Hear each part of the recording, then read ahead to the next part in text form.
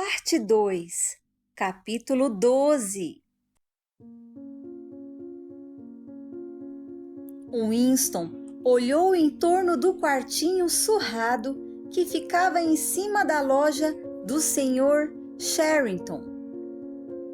Ao lado da janela, a cama enorme estava arrumada com cobertores esfarrapados e um travesseiro sem fronha.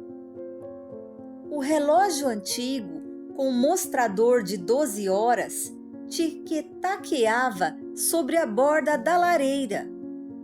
Num canto, em cima da mesa de abas dobráveis, o peso de papel de vidro que ele adquirira em sua última visita cintilava suave na semi-escuridão. No guarda-fogo havia um velho fogareiro a óleo, uma panela e 2 xícaras, tudo fornecido pelo Sr. Sherrington. Winston acendeu o fogo e pôs um pouco de água para ferver.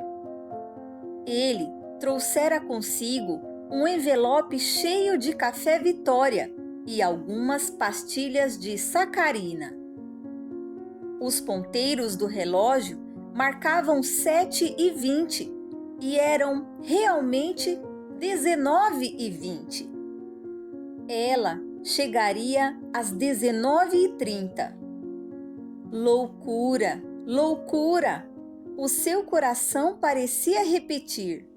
Loucura deliberada, gratuita e suicida.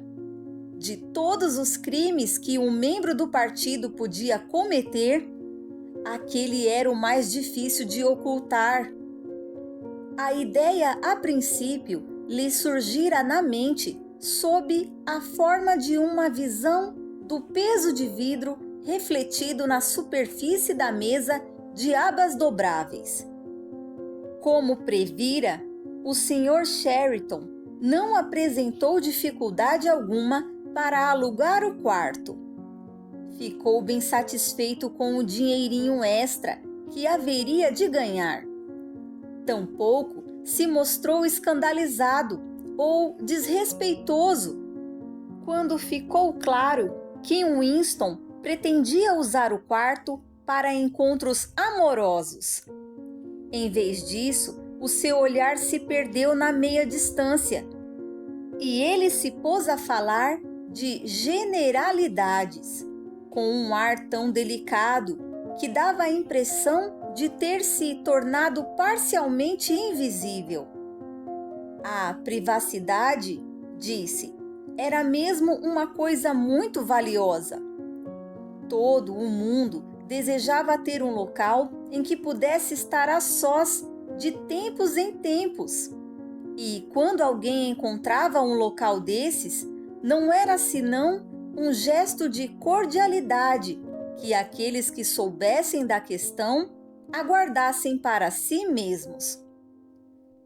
O antiquário acrescentou, parecendo quase se dissolver no ar, que a casa tinha 2 entradas, sendo uma delas pelo quintal, que dava para um beco. Debaixo da janela, alguém cantava. Winston espiou lá fora, protegido pela cortina de musselina. O sol de junho ainda flutuava no alto do céu, e no pátio ensolarado, uma mulher gigantesca, sólida como uma pilastra normanda, com braços fortes e vermelhos e avental de tecido grosseiro em volta da cintura. Andava pesadamente daqui para lá, entre uma tina de lavar roupas e um varal, estendendo uma porção de panos quadrados que Winston percebeu serem fraldas de bebê. Sempre que não tinha a boca cheia de prendedores, ela cantava num contralto vigoroso. Foi somente uma fantasia sem esperança. Ela passou como um dia de abril, mas bastou um olhar e uma palavra e os sonhos se agitaram. Ah, eles roubaram o meu coração gentil. Fazia várias semanas que aquela canção estava na moda em Londres. Era uma das inúmeras canções, todas muito similares, compostas especialmente para os proletas por uma subseção do departamento de música. As letras eram elaboradas sem nenhuma intervenção humana por um instrumento conhecido como versificador. No entanto, o canto da mulher era tão cheio de sentimento que transformava aquela porcaria horrorosa num som quase agradável. Winston podia ouvi-la cantando, assim como o ruído causado pelo atrito dos seus sapatos na laje, os gritos das crianças na rua e, em algum lugar bem distante, o ronco surdo do trânsito. E mesmo assim, o quarto parecia curiosamente silencioso, uma vez que não havia ali nenhuma teletela. Loucura, loucura, loucura! Voltou a pensar. Era inconcebível que pudessem frequentar aquele lugar por mais do que algumas semanas sem que fossem descobertos. Todavia, a tentação de ter um esconderijo que fosse verdadeiramente deles, um quartinho de fácil acesso, foi mais forte. Por algum tempo, após a visita ao campanário da igreja, eles não conseguiram se encontrar. As horas de trabalho tinham sido aumentadas drasticamente por conta dos preparativos para a Semana do Ódio. Ainda faltava mais de um mês, mas a enormidade e a complexidade do evento exigiam de todo o mundo cotas extras de trabalho. Mas, enfim, os dois acabaram conseguindo a mesma tarde livre e combinaram de retornar à clareira do bosque. Na noite anterior, encontraram-se rapidamente pela rua. Como de costume, ao se aproximar de Júlia, em meio à multidão, Winston mal olhou para ela, mas pela breve olhadela que lhe lançou, pareceu-lhe que estava mais pálida que de costume. Não vai dar mais, ela murmurou, assim que julgou seguro falar. Quer dizer, amanhã não vai dar. O quê? Amanhã à tarde. Não vou poder ir. Por que não? Ah, o de sempre. Desta vez começou mais cedo. Por um momento, Winston ficou curioso. Naquele mês, desde que tinha começado a se relacionar, a natureza do desejo que sentia por ela se modificara. No início, quase não havia sensualidade. Na primeira vez, o sexo fora apenas um ato automático, mas, após a segunda vez, tudo mudou. O aroma do cabelo dela, o gosto da sua boca e a maciez da sua pele pareciam então impregnar o ar à sua volta. Júlia se tornara uma necessidade física, algo que ele não somente desejava, mas ao qual sentia ter direito. Assim, quando Júlia disse que não poderia ir, Winston teve a sensação de estar sendo lesado. Mas, naquele instante, a multidão os espremeu e, sem querer, as suas mãos se encontraram. Ela apertou suavemente a ponta dos dedos dele, um toque que parecia ser antes um convite à afetuosidade do que à volúpia. Winston refletiu que, Quando se vive com uma mulher, essa sensação de desapontamento deveria ser muitas vezes algo natural. De repente, ele foi tomado por uma ternura profunda, como nunca experimentara até então. Desejou que eles fossem um casal, com 10 anos de convívio. Desejou passear com ela pelas ruas, como fazia naquele instante, só que abertamente, sem medo, falando sobre trivialidades e comprando coisinhas para casa. Desejou, acima de tudo, que tivessem um lugar onde pudessem ficar a sós, sem sentir a obrigação de fazer amor toda vez que se encontravam.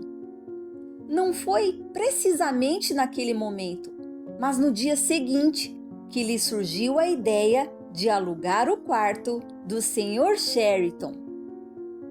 Quando sugeriu o plano a Júlia, ela concordou com uma facilidade inesperada. Afinal, ambos sabiam ser loucura. Era como se estivessem dando, intencionalmente, um passo rumo ao túmulo. Sentado na beira da cama, Winston voltou a pensar nas celas nos porões do Ministério do Amor.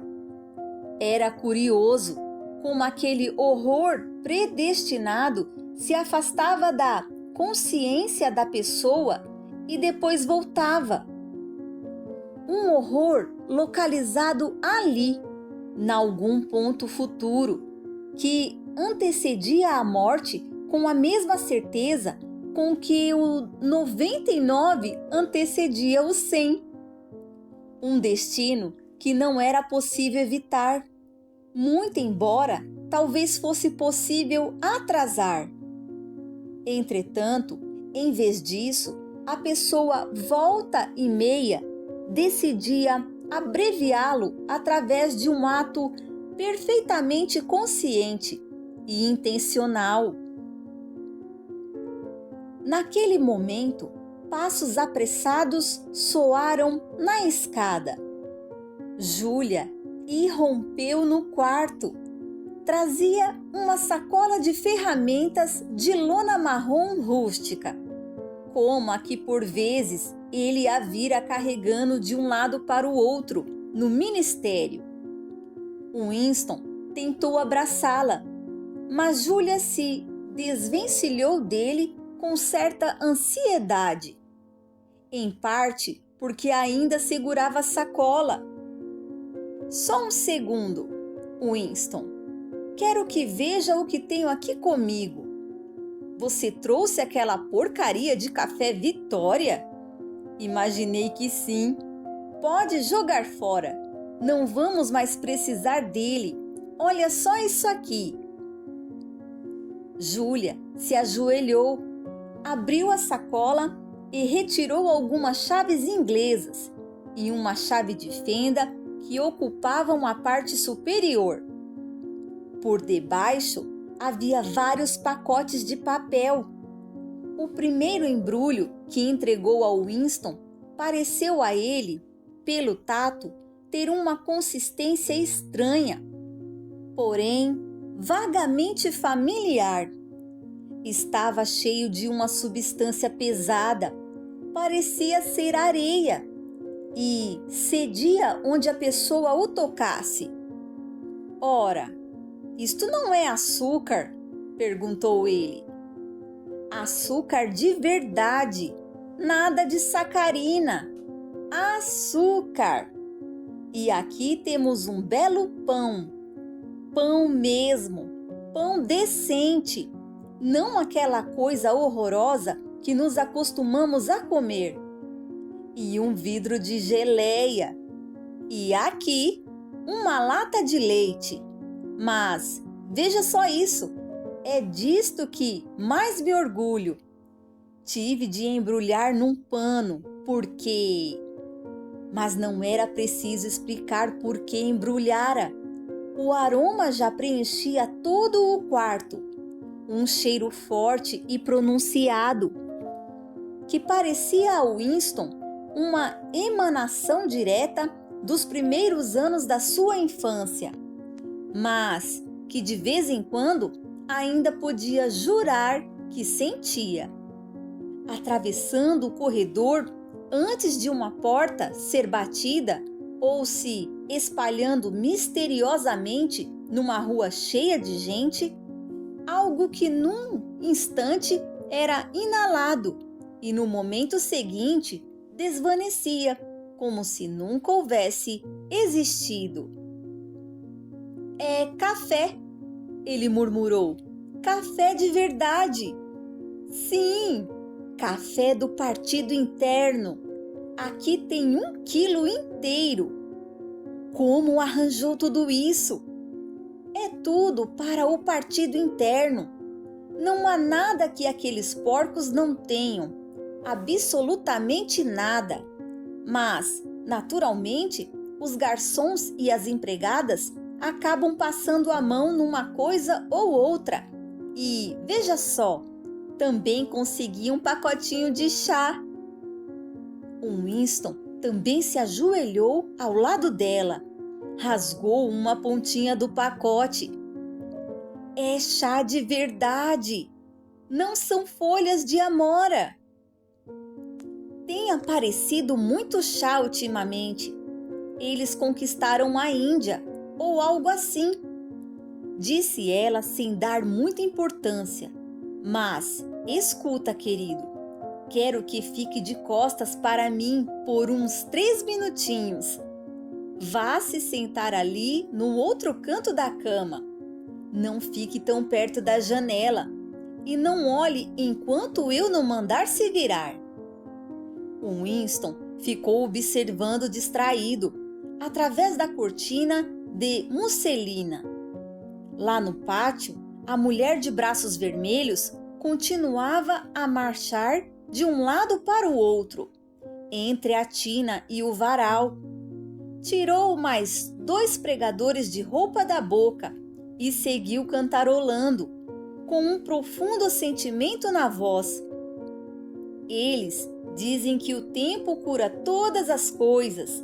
Dizem que podemos sempre esquecer, mas ao longo dos anos, os sorrisos e as lágrimas seguem fazendo o meu coração sofrer.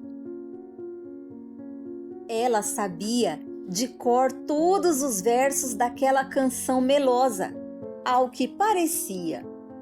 A voz se elevava no ar doce do verão, afinadíssima, transparecendo uma espécie de melancolia feliz. Dava a impressão de que ela ficaria perfeitamente contente se aquela noite de junho fosse infinda e o seu estoque de roupas sujas inesgotável, para que pudesse ficar por ali uns 1000 anos, pendurando roupas no varal e cantarolando bobagens.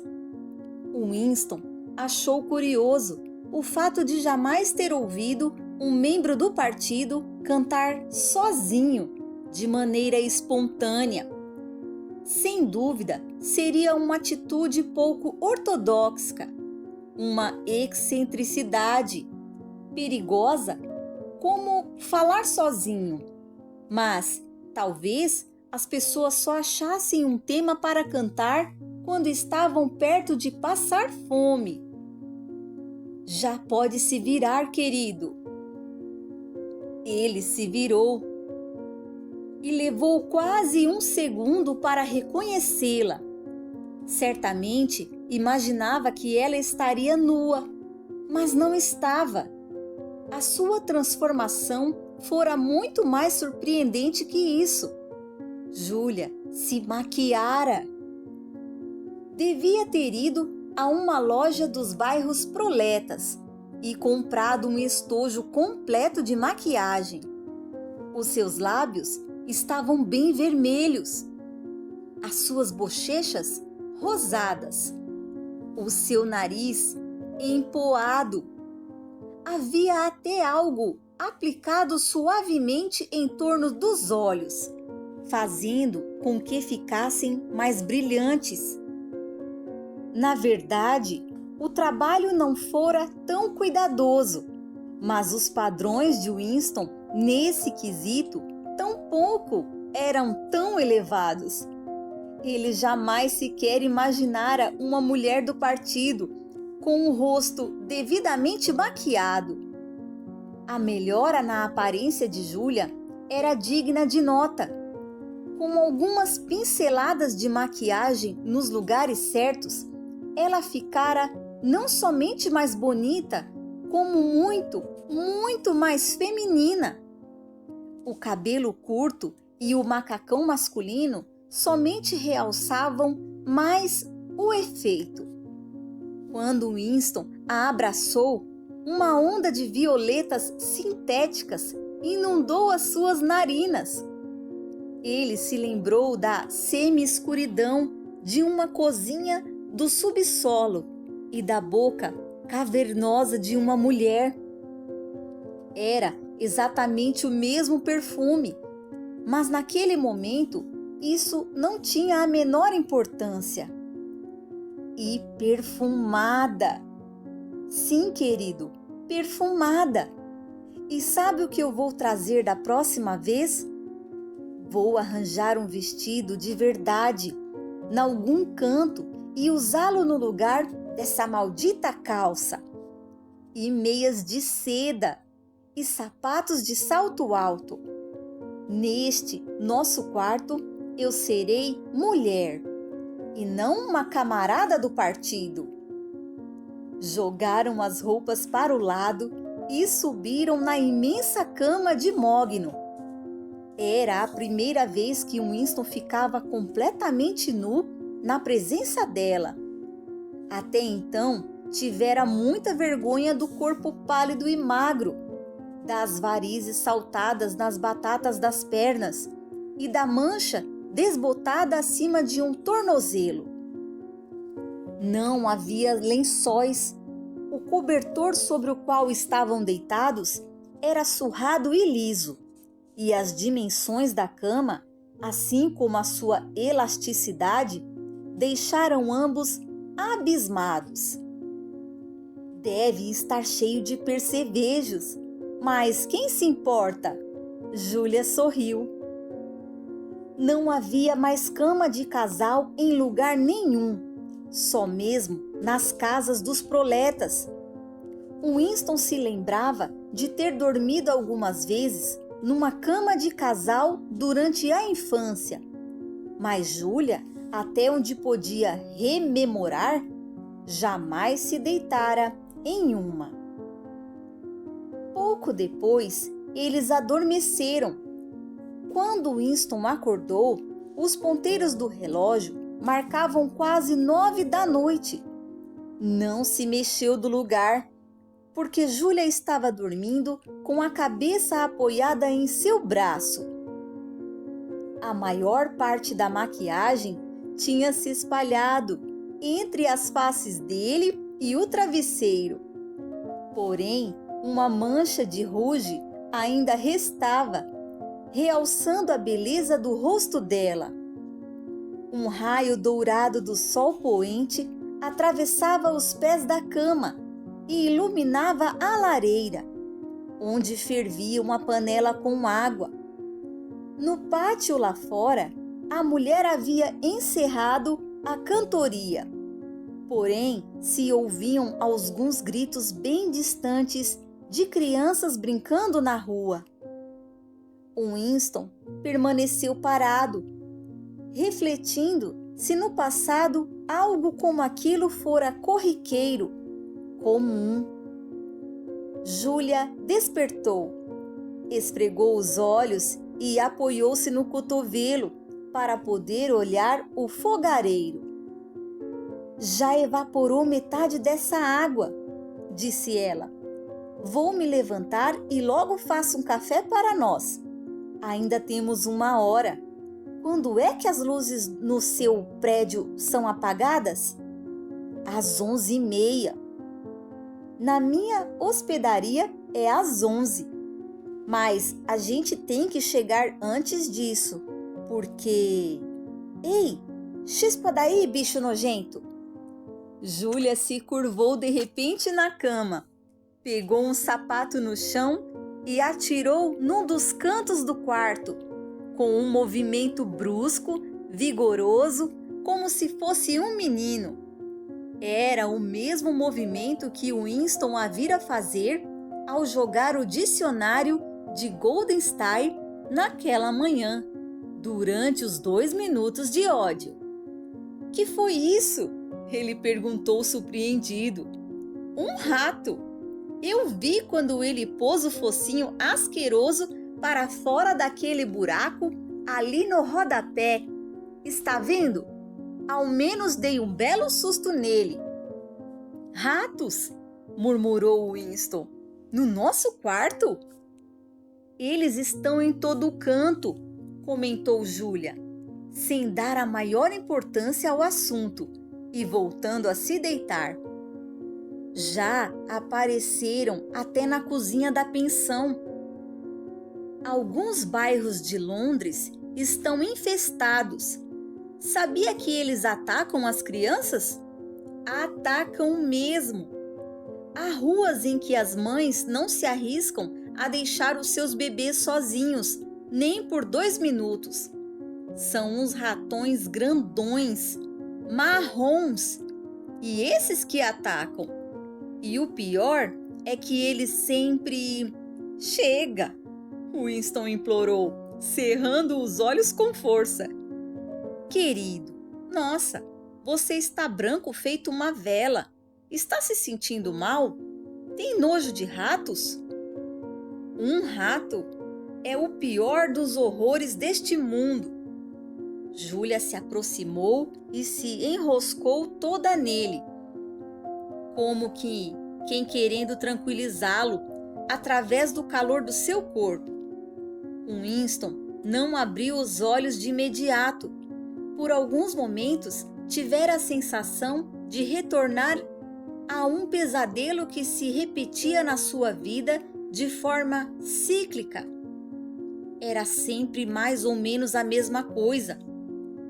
Ele se via diante de uma muralha de escuridão e do outro lado dela havia algo insuportável, algo horrível demais para ser encarado.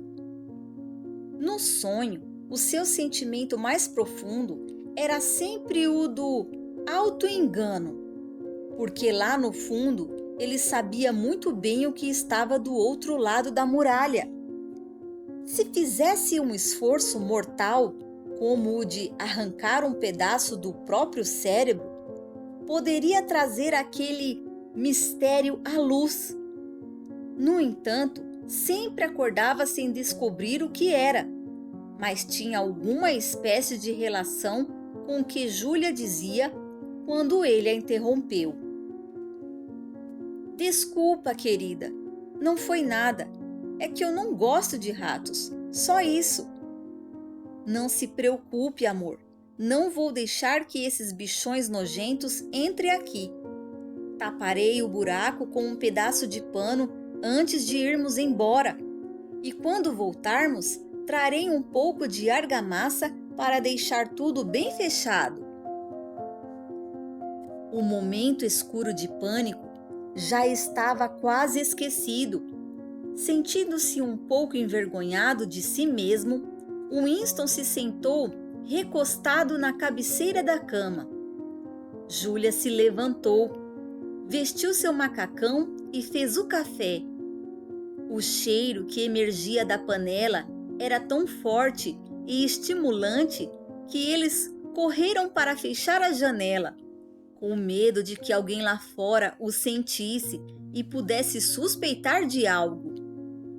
Ainda melhor do que o sabor do café era a textura sedosa que lhe conferia o açúcar, algo que Winston praticamente esquecera após anos e anos de sacarina.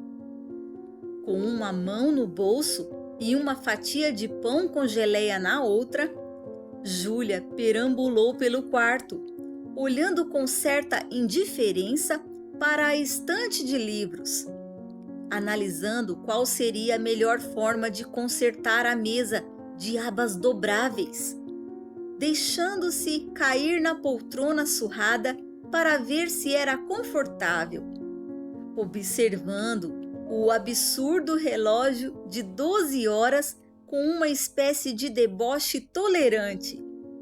Enfim, decidiu levar para a cama o peso de papel de vidro para poder observá-lo sob uma luz mais forte.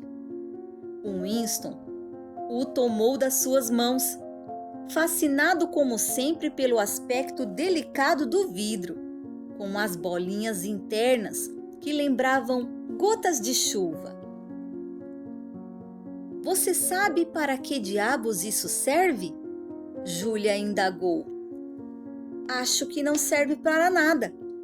Aliás, é por isso que gosto dele. É um pedacinho da história que se esqueceram de alterar. É uma mensagem de um século atrás. Bem, se alguém soubesse como ler. E aquele quadro ali. Júlia indicou com a cabeça a gravura na parede oposta. Será que também tem um século? Deve ter mais. Eu diria que tem uns 200 anos, mas não dá para ter certeza. Hoje em dia é praticamente impossível descobrir a idade real das coisas. Júlia foi espiar mais de perto a gravura na parede. Foi aqui que aquele bichão meteu o focinho para fora. Ela deu um chute no rodapé bem abaixo do quadro. Que prédio é este? Já vi em algum lugar. É uma igreja, ou pelo menos foi uma igreja. Chama-se São Clemente dos Dinamarqueses. Logo, o trecho da cantiga que o Sr. Sherrington lhe ensinara voltou à memória e ele acrescentou um tanto nostálgico. Laranjas e limões para a gente, dizem os sinos da São Clemente. Para sua surpresa, Júlia completou. Você deve 3 vinténs para mim, dizem os sinos de São Martim. Quando você vai me pagar? Os sinos de Old Bailey vão perguntar. Já não lembro mais como ela continuava, só sei que terminava assim. Aí vem a luz da vela, vá para a cama com ela. Aí vem um machado, para cortar-lhe a cabeça com um corte bem dado. Aquilo era como as 2 partes de uma contrassenha. Mas, de certo, havia algum outro verso após. Os sinos de Old Bailey vão perguntar. Talvez fosse possível desenterrá-lo da memória do Sr. Sherrington, se pudessem provocá-lo com um estímulo certo. Quem lhe ensinou essa canção, Júlia? O meu avô. Ele costumava cantá-la para mim quando eu era pequena. Foi vaporizado quando eu tinha 8 anos, ou ao menos desapareceu. Eu queria saber o que é um limão, acrescentou, como mera curiosidade. Uma laranja eu já vi uma vez. É uma espécie de fruta redonda e amarela, de casca grossa. Eu me lembro dos limões. Eram bem comuns nos anos 1950 e tão azedos que só de cheirar já dava um amargor na boca. Bem, aposto que está cheio de percevejos atrás deste quadro aqui. Um dia desses vou tirá-lo da parede e dar-lhe uma bela limpada. Acho que já deve estar na hora de irmos embora. Preciso remover a maquiagem. Que droga! Depois eu limpo o batom do seu rosto. O Winston ficou ali deitado mais alguns minutos. O quarto ia lentamente escurecendo. Ele se voltou para a luz e ficou contemplando o peso de papel de vidro. A sua fonte inesgotável de interesse nem era o fragmento de coral, mas o próprio interior do vidro. Ali dentro havia tanta profundidade e, no entanto, o vidro era quase tão transparente quanto o ar à sua volta. Era como se a superfície fosse a abóboda celeste, contendo dentro de si todo um mundo em miniatura, completo, com a sua própria atmosfera. A impressão de Winston era de poder entrar ali e de já estar ali. Ele, a cama de mogno, a mesinha de abas dobráveis, o relógio, a gravura em metal e o próprio peso de papel. O peso de vidro era o quarto em que estava, e o coral era sua vida, e a de Júlia, gravadas pela eternidade no coração daquele cristal.